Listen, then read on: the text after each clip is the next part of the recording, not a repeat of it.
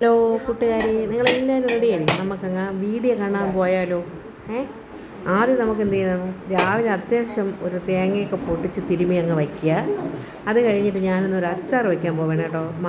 എണ്ണ മാങ്ങ അച്ചാർ. ഇന്ന് അതാണ് കാണിക്കുന്നത്. ഞാനിതിന് മുമ്പും കാണിച്ചിട്ടുണ്ട്, എങ്കിലും ഇന്ന് ഒന്നുകൂടെ അത് കാണിക്കാമെന്ന് കരുതി. അതിലേക്ക് വേണ്ടി ഞാൻ മാങ്ങയൊക്കെ നേരത്തെ തന്നെ കഴുകി ഉണക്കി റെഡിയാക്കി വെച്ചിട്ടുണ്ട്. അതിലേക്ക് ഒരു സ്പൂൺ ഉലുവ ആദ്യം ഒന്ന് മൂപ്പിച്ച് മാറ്റി വയ്ക്കാം. എന്നിട്ട് അതേ അളവിൽ തന്നെ ഒരു സ്പൂണ് കടുകും ഒന്ന് മൂപ്പിച്ച് മാറ്റി വയ്ക്കാം.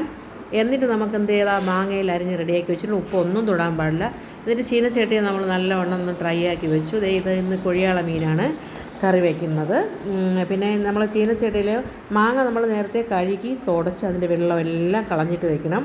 പിന്നെ വിനാഗിരി ഒന്നും ചേർത്ത് വയ്ക്കുന്നതല്ല. അത് ചീനച്ചട്ടിയൊക്കെ ഞാൻ റെഡിയാക്കി വെച്ചിട്ടുണ്ടായിരുന്നു. പിന്നെ അതിലേക്ക് ഒരു 100 ഗ്രാം നല്ലെണ്ണ ഒഴിച്ചു കൊടുത്തു. എന്നിട്ട് നമ്മൾക്ക് ഈ മാങ്ങ കുറേശ്ശെ ഇട്ട് ഒന്ന് ഡ്രൈ ആക്കി എടുക്കുക, ഒന്ന് വാട്ടിയെടുക്കാം കേട്ടോ. ഒന്ന് വാടി വരുമ്പോഴേക്കൊക്കെ നല്ല തിളച്ച എണ്ണയിൽ തന്നെ ഇടണം.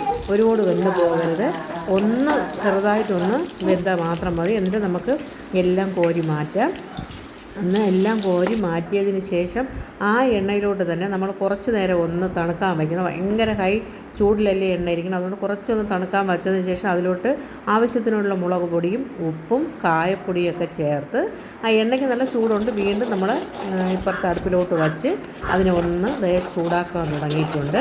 അത് നല്ലവണ്ണം ചൂടായി വരുമ്പോഴേക്കും നമ്മൾ നേരത്തെ വച്ച കടുകും ഉലുവയൊക്കെ നല്ലവണ്ണം പൊടിച്ച് അതിലോട്ട് തട്ടിക്കൊടുത്തു.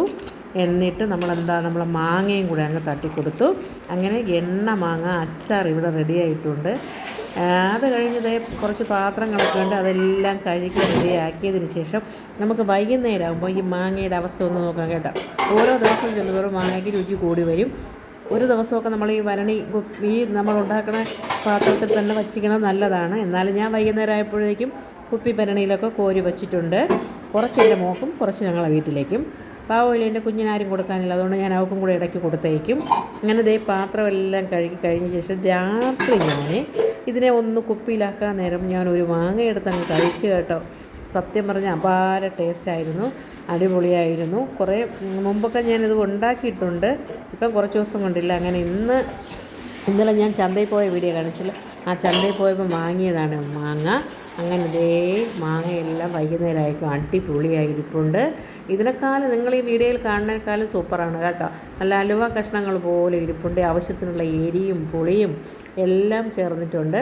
നമ്മൾ മാങ്ങയുടെ അളവനുസരിച്ച് വേണം ഉലുവയും കടുകും എടുക്കാനായിട്ട്. ഉലുവയും കടുകും കൂടിപ്പോയാലും കടുക്കും, അതുകൊണ്ട് അതെല്ലാം സൂക്ഷിക്കുക. സൂപ്പർ ടേസ്റ്റി മാങ്ങ അച്ചാർ റെഡി. എല്ലാവർക്കും ഗുഡ് മോർണിംഗ്.